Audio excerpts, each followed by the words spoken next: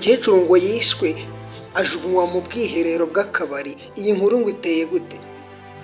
Umukecuru mu kigero cy'imyaka 70 birakeka ko yari yagiye kunywera mu kabari yari asanzwe anyweramo, bamusanga mu bwiherero yashyizwemo acuramye.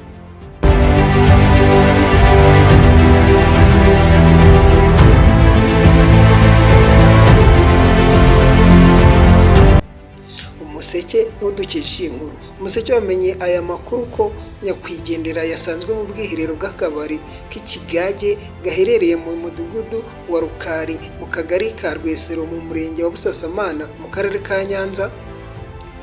Umwe mu bakurikiranye aya makuru yavuze ko bamenye inkuru mbi ahagana saa 5 z'igicuku tariki 5 Ugushyingo 2025.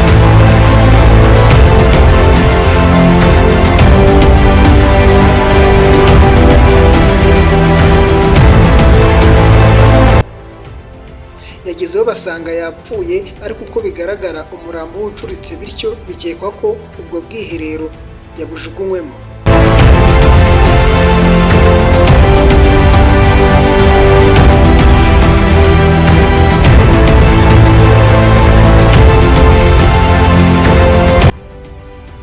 Umunyamabanga nshingwabikorwa w'umurenge wa Busasamana Bizimana Egide yabwiye Umuseke ko nyiri kabari ari we watanze amakuru ko mu bwiherero abonyemo umurambo w'umukecuru mu kigero cy'imyaka 70 witwa Mukarere.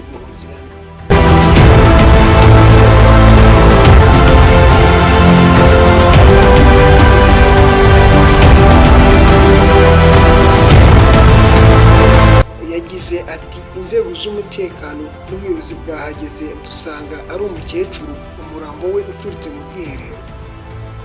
Inzego zibishinzwe ziriho zikora iperereza kandi umurambo wavanywe mu bwiherero ujyanwa mu bitaro.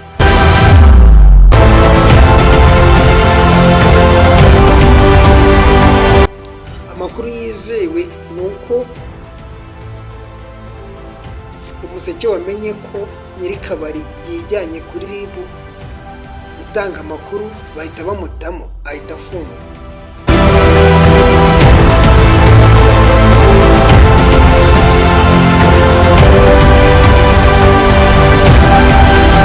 Nyakwigendera yanywereye muri aka kabari tariki 4 Ugushyingo 2025, ari nabwo abaturanyi be bamuherukaga.